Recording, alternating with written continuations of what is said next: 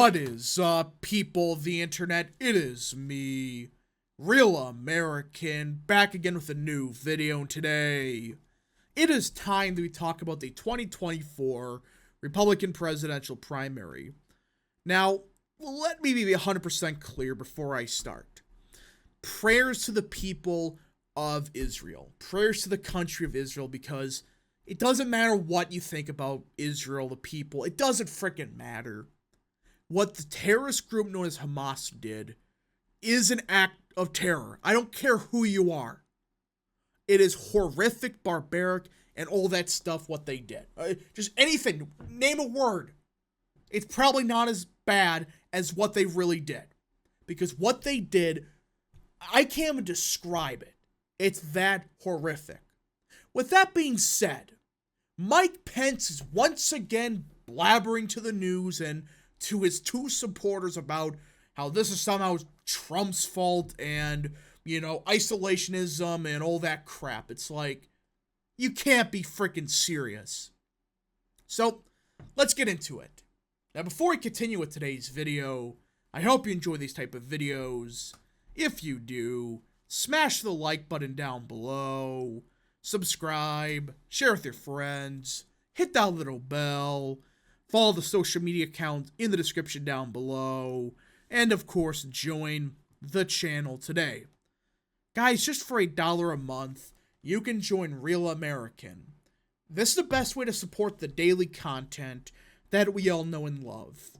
So I hope and recommend you join the channel today. Alright, everybody.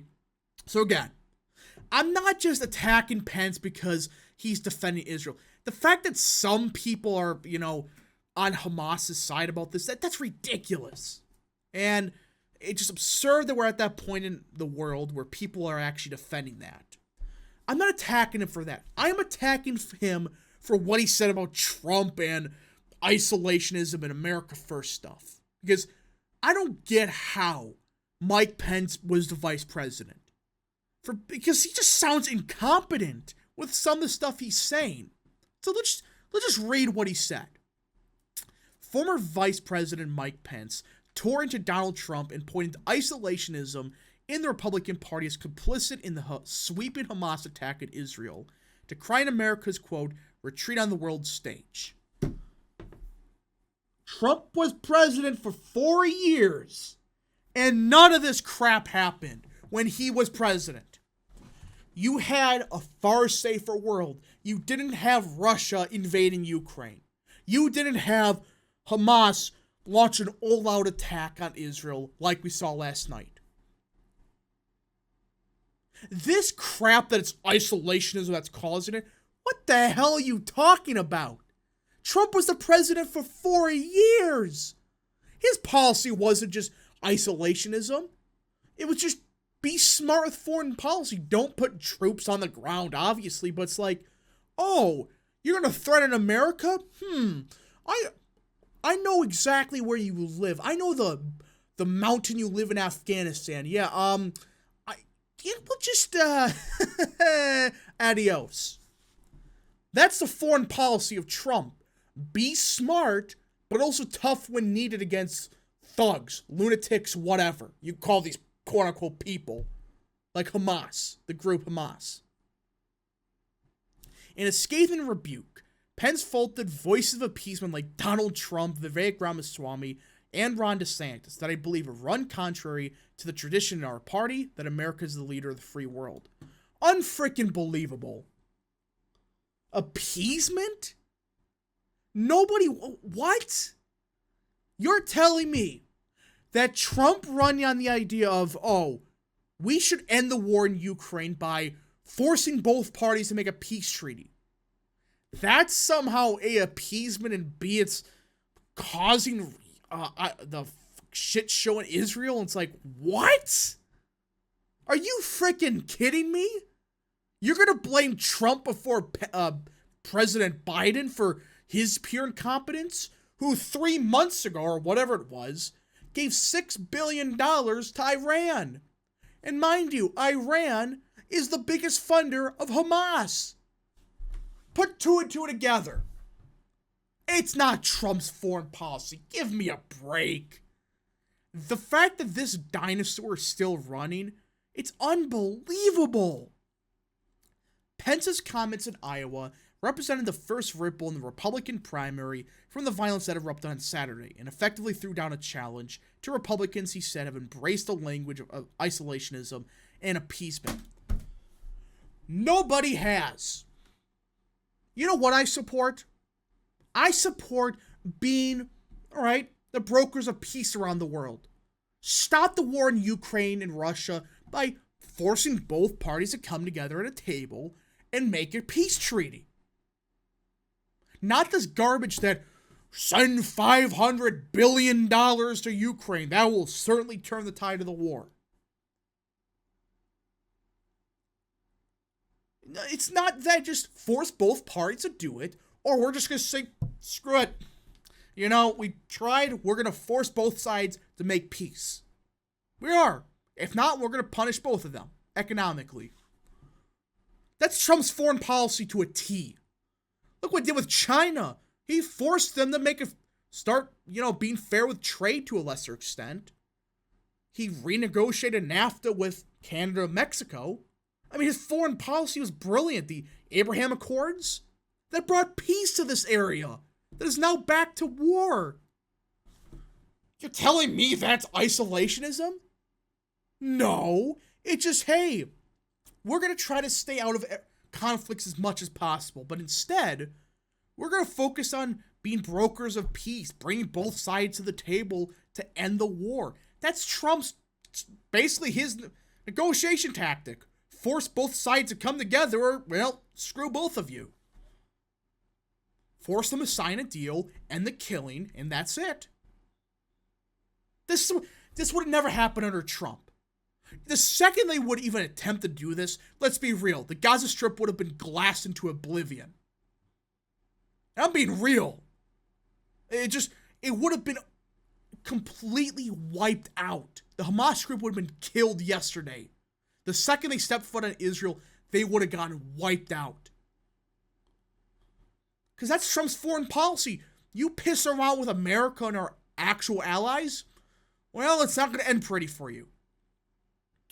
The role of the United States is maintaining global security The role of the United States in maintaining global security is one of the most important points of friction between the presidential candidates. One that could now erupt in a new way because of the violence in Israel. Pence's criticism of Trump was uncharacteristically pointed. What was even more remarkable for the break, it represented their previously lockstep approach to Israel. Once a signature priority of Trump-Pence administration, the U.S.-Israel relationship Saturday was suddenly becoming a wedge issue between them. Mike Pence is freaking unbelievable. You had 4 years of peace, of ending crap in the Middle East. You're forcing North Korea and South Korea to actually, stop the tensions. Russia never invaded Ukraine. It was the most peaceful the world has been in the 21st century. Trump didn't start any new wars. He started to work together to stop the wars, stop the killing. You're going to blame Trump for this? This is a failing the Biden administration for leaving Afghanistan with, $80 billion worth of equipment, and suddenly the same equipment ended up in Hamas's hands. I wonder what happened. Or the same type of equipment. I wonder who provided that to them. Faulting Joe Biden for projected weakness on the world stage, Pence also pointed his... I can't. He's blaming Biden, but he's putting more tax on Trump and Ramaswamy? This is also what happens when you have leaders in the GOP seemingly retreat on the world stage. Nobody's saying that. Nobody is saying, oh, we got to completely unpack everything, pack it up, go back to America, close everything, never talk to anybody again. Nobody with actual brain is saying that. We're all saying we're just against putting boots on the ground. We're against, endless wars. We're just against the killing. We just want peace across the world. Peace through strength. Okay, if you work out a peace deal, we won't get involved. But if you start, killing civilians, targeting Americans, all that, suddenly, there may be a few drone strikes heading your way. I would take a good bet on it. That's Trump's philosophy, mind you. Now, I'm a bit less interventionist, but especially when it's against an ally or with a terrorist group involved that we know is a threat to the U.S., this is a time where you should probably be far more involved than with Ukraine, because why are we involved with Ukraine in the first place? We should be far more worried about what's happening in Israel. But also, focus the most on our problems. Focus on our southern border. And then we can also focus on what's happening across the world. That doesn't mean endless wars and sending $600 billion to Ukraine or Israel. That just means providing them with reasonable amount of resources and support. Not $500 billion, like, okay, here's a humanitarian aid package. Like $5 billion or something. Or just something. But also work with them to kill these terrorists. When he added the Reagan-esque line that it's time to get back to peace through strength, the candidate polling in single digits nationally received an uncharacteristically sustained round of applause. Because he quoted Reagan. That's why. And peace through strength doesn't mean starting 500 wars across the world. That's not the peace through strength. That's baloney. It's unbelievable that Mike Pence is saying this, blaming Trump essentially for it, when his policy was the most successful of any president since Ronald Reagan. What am I supposed to say? It's just unbelievable that he's blaming Trump, Ramaswamy, DeSantis over Biden. I don't know. Anyways, folks, thank you so much for watching. If you did enjoy this video, smash the like button down below, subscribe, share with your friends, hit that little bell, follow the social media accounts in the description down below, and of course, join the channel today. Thank you so much. Godspeed to all of you.